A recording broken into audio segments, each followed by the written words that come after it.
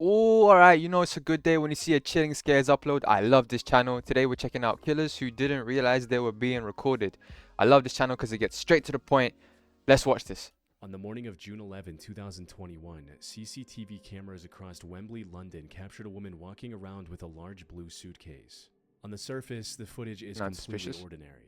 However, this footage would soon become key evidence in one of the most brutal crimes in Wembley's recent history. The fuck The was that? incident took place the evening of June 11 when the Metropolitan Police received a call from a man in distress.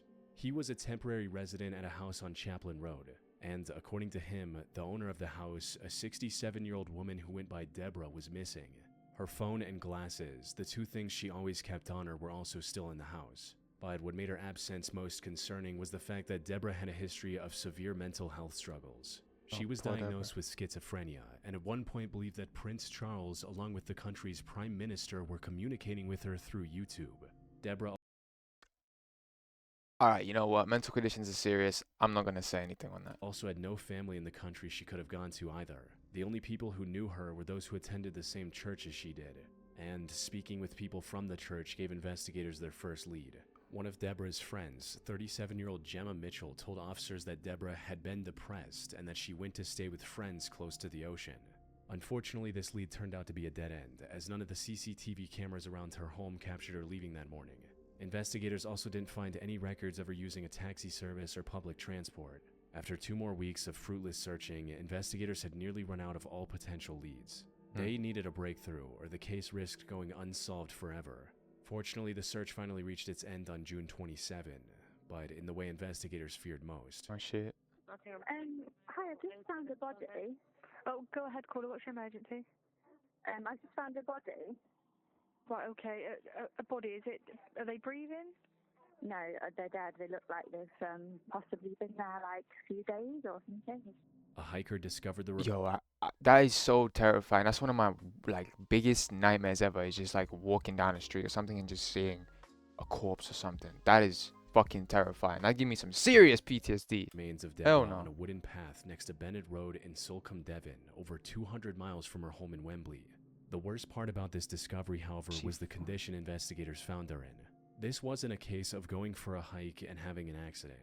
Instead, someone had surgically decapitated her head, which was later discovered about 30 feet away from the rest of her body. Autopsy results also showed signs of blunt force trauma to the head. With that, the case shifted from a missing person search to a homicide investigation. However, finding the culprit was going to be easier said than done. Well, yeah. Largely because Deborah never gave anyone a reason to take her life. Despite her mental health struggles, everyone who knew her described her as extremely kind and compassionate. She was even letting the temporary resident who filed the missing person report live with her for free since he couldn't afford to pay rent. But while investigating those closest to her, investigators noticed something suspicious about Gemma. CCTV cameras captured Gemma walking toward Deborah's home with a blue suitcase on the morning of June 11, the same day she went missing at around Right. 6:30 a.m. Hours later, the same cameras captured Gemma walking back, this time with 2 suitcases. She got 2 She suitcases. was also struggling more to roll the suitcases, suggesting that, unlike before, they were now heavy.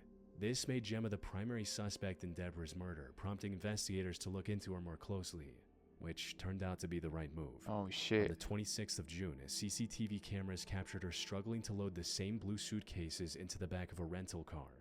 She then drove to the same road where Deborah's remains were found a day later. This was enough evidence for the police to obtain a warrant and arrest Gemma on July 6.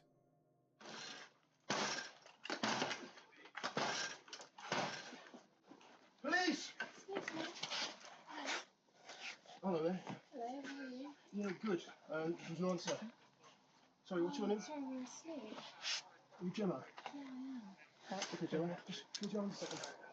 Sure, sure. Come on, come on a second. Sorry, could I ask Gemma, do you want to come out? Yeah, sure. Yeah, I just want to see them. Hand just over to your hands. All right, Gemma, at this moment, I'm arresting you on suspicion of murder. Gemma didn't even try to plead her innocence and went with the officers without any resistance, almost as if she was already expecting them to some extent. She also remained silent at the station, answering every question with a cold no comment. Like she knows But what now she that she did. was under arrest, authorities were able to search her home, and it wasn't long before everything became clear. Oh, You see, Gemma lived with her mother in their home on Bronsbury Park. The house was worth over £4 million, but it was in rough shape. So they hired a contractor and paid him over £230,000 for the renovations. Unfortunately, the contractor ran away with the money, leaving Gemma and her mother with an incomplete home and no money to fix it. That's where Deborah stepped in. She knew Gemma from church and considered her a friend. So after learning about her struggle, Deborah offered to pay over £200,000 for the renovations.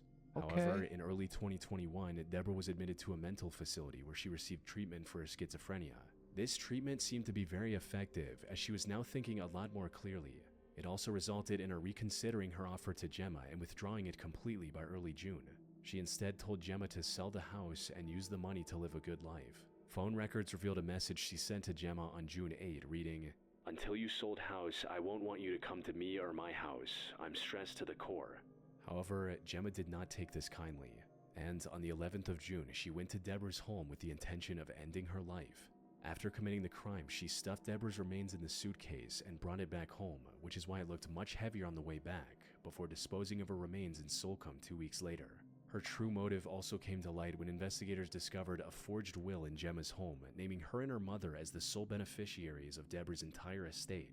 All of this was more than enough evidence to convict Gemma. She stood trial on October 2022 and was sentenced to life in prison with a minimum of 34 years behind bars. Damn. Wow. Some people are so cold in this world. How could you do something like that? I hate when people take like advantage of other people. And the fact that she decapitated her and everything, and just in like broad day type thing. Like you could see her driving down in broad daylight. Crazy people, man. On July 7th, 2021, 23-year-old Chandler Halderson went to the local sheriff's office and filed a missing person report for his parents, 50-year-old Bart and 53-year-old Krista. According to Chandler, the two had gone to their family cabin in White Lake on July 2nd to spend the weekend. The last contact he had with them was a message from Krista writing, "Made it safely, can't get anything through, and yes, it's packed. Going to White Lake today for the parade, and we'll come home Monday night/Tuesday early. Love you lots." It was Wednesday now, and the two had still not returned. Oh shit. Their phones were also going straight to voicemail, leaving Chandler with no way to determine their current whereabouts. Now, the simplest explanation was that they simply decided to extend their stay, Yeah. and that they weren't able to inform Chandler because of the bad cell signal at the cabin, which was a known issue. However, this was completely out of character for them. Bart was extremely punctual and responsible, and Krista was on the verge of losing her job if she didn't return soon. Chandler was understandably worried about the safety of his parents. Right. To make matters more complicated, they didn't go to the cabin on their own. Instead, they were apparently picked up by friends that Chandler didn't know about. Officers quickly began looking for the couple while Chandler reached out to local media, hoping someone with information on Bart and Krista might come forward. The most obvious place to look for them was the cabin, but when officers arrived at the location, they were surprised to see it completely empty. What the They had fuck? to break open the front door, only to find zero signs of recent activity. It seemed like Bart and Krista never made it to the cabin. What the But fuck? if that was the case, why did Krista tell Chandler that they made it safely in her text? In the meantime, Chandler turned to the neighbors to check if any of their doorbell cameras captured anything about Bart and Krista, but that didn't prove very useful either. Without any other leads, investigators went back to the Halderson home to look for any clues. They also brought Chandler in for questioning since he was the last person who saw the couple. Though, until now, Chandler appeared to be a perfect son. Despite living with his parents, Chandler was doing very well for himself. He had already gained valuable work experience in several different fields at just 23 years old, and had even received a job offer from SpaceX. Shit. Unfortunately, before he could accept the offer, he accidentally fell down the stairs. This resulted in him sustaining severe nerve damage in the legs, forcing him to reject the SpaceX offer and focus on recovery. He had also been very cooperative with the police up until this point. But, as it turned out, the concerned look on his face was nothing but a complete lie. His behavior started becoming suspicious as soon as he was brought in for questioning. Not realizing he was being recorded, Chandler was seen in the interrogation room putting his head up against the wall, almost as if he was trying to listen in on what the detectives knew, likely so he could adjust his story accordingly. The investigators searching his home also discovered some rather concerning evidence. This included things like missing floor tiles and cabinets from the kitchen, a broken glass pane from the fireplace, and most concerningly, splatters of recently cleaned blood all Alright, throughout this the is sounding house. like a made-up story However, now. Chandler seemed to have an excuse for everything. He blamed the missing tiles and cabinets on renovations, and claimed the fireplace glass broke while playing with one of his dogs using a tennis ball. As for the blood, Chandler claimed that it came from Krista having excessive nosebleeds, and from Bart getting a deep cut on his leg while doing some repair work at home. But investigators were starting to notice some inconsistencies in his statements. For instance, at one point during the interview, Chandler claimed that he couldn't drive because of his leg injuries. But not long after, he mentioned driving to multiple places to celebrate the 4th of July holiday. However, despite their suspicion, investigators had no proof of any foul play from Chandler. That is, until they received a call from a woman named Cress. She was a family acquaintance of Chandler's girlfriend Catherine, and the two had actually gone to her place for dinner on the 4th of July. According to Cress, Chandler visited her farm in Cottage Grove on July 3rd, asking to use her pool. She said yes and went on with her day. But when she came back to check on him an hour later, he wasn't in the pool. Instead, his car was backed up to a wooded area next to the farm and its trunk was open. Investigators rushed to the location she provided, and not far into the wooded area, they found the dismembered remains of Bart Halderson, wrapped in a tarp and hidden under some foliage. Around the same time, a different group of investigators discovered doorbell camera footage that showed the Halderson home in plain view. According to this footage, Bart and Krista never stepped foot outside on the morning of July 2nd. In other words, the story of the mystery friends picking them up was a complete lie. But when confronted with this evidence, Chandler stopped talking and asked for a lawyer. You know what happened. We're not going to tell you what happened. You know what happened. You were there when it happened. We're not BSing you, okay? I wasn't there when it happened. Can I? We know more Right. than you think we know. I Okay? understand. But There's people that have told us things. We have evidence. We have proof. More has happened. Okay. So your parents never made it to the cabin, and I think you know that. Okay. So you're asking for an attorney. We're not going to ask any more questions. Miss him. Go stand up. You want to stand up? Just come right over here. Krista's remains were later discovered in an area near the Wisconsin River as well. Dude. Fortunately, investigators were able to find enough evidence to piece together exactly what happened between Chandler and his parents, and why. They found Bart and Krista's phones inside the house wrapped in aluminum foil to block signals, confirming they never left the home. Shell casings found in the basement also confirmed that he more than likely shot his parents before dismembering and disposing of their remains. CCTV footage from a nearby supermarket caught him buying the tarp he used to transport Bart. However, the worst of what he did was revealed when investigators found tiny bone fragments in his fireplace. You see, at around 3 a.m. the night of, a neighbor's doorbell camera captured a strange light coming from the Haldersons' home. It got extremely bright before going out. Put simply, this bright light his neighbor's camera captured came from Chandler trying to cremate his parents. But the fire likely got out of hand and shattered the glass pane, resulting in him abandoning that idea. As for why he committed such a horrific crime, that had to do with his successful career. As it turned out, almost all of it was a lie. He never graduated, never did any jobs he claimed to have done, and thus the offer from SpaceX was a lie as well. Bart apparently found out about it, and instead of facing the consequences of his years-long lie, Chandler decided that it was a better idea to take his parents' lives instead. He stood trial in January 2022 and was sentenced to life in prison without the possibility of parole. Like, what kind of thinking does someone have to do to just think, oh yeah, let me just, take, my loved ones' lives. Yeah, what's the best course of action? Let me just go and off them. Like, right, to just, dismember his loved ones and everything like that. And cremate. Wow. On the night of December 28, 2016, a home security camera mounted outside a garage in Albuquerque, New Mexico, captured a seemingly bizarre scenario. It showed a hooded figure walk out of the darkness, gently tip over a trash can, and then disappear into the darkness once again. Not long after, does the trash can resident do of the to you, home bro? noticed the trash can and came to pick it back up before walking back inside.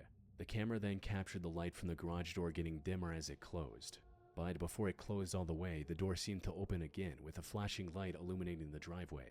This looked quite random at first glance. However, what happened in this footage served as the start to a brutally violent crime that happened in the same house.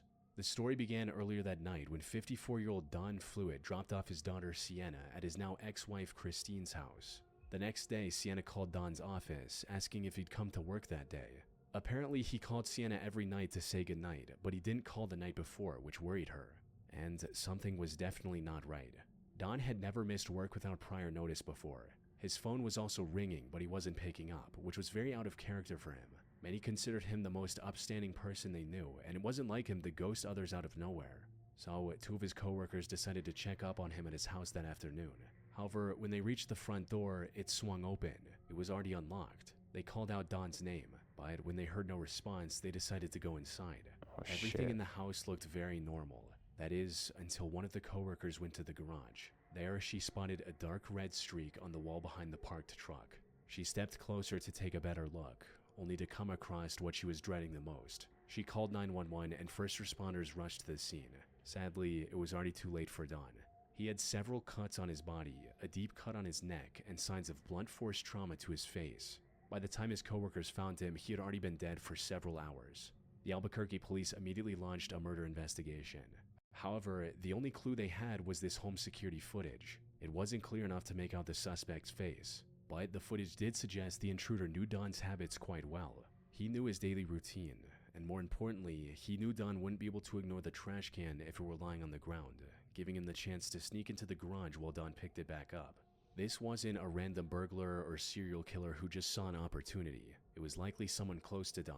Unfortunately, figuring out who this person was turned out to be near impossible. The first suspect police questioned was Terry Lee White, Christine's now husband. Given Don's history of an intense custody battle against Christine and Terry in the past, investigators began to look for any lingering resentment that could have boiled over into violence. However, when questioned, Terry was able to provide alibis for that night that completely checked out.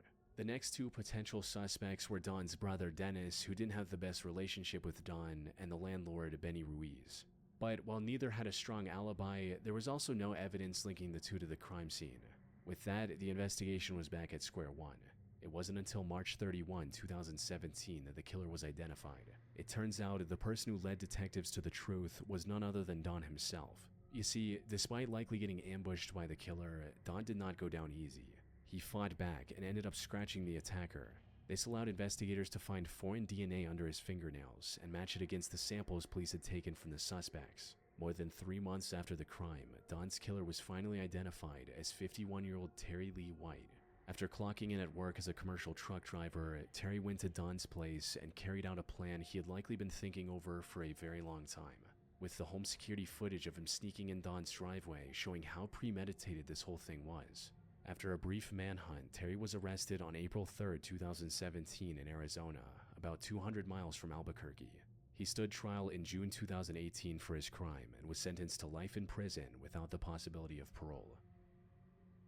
Wow. Truly cold-hearted people out there, man. But I really hope you enjoyed this video. I do really enjoy watching this YouTube channel, Chilling Scares. I'm going to leave a link to him or to them in the description down below. Without anything else to say, I'll catch you guys in the next one. Peace.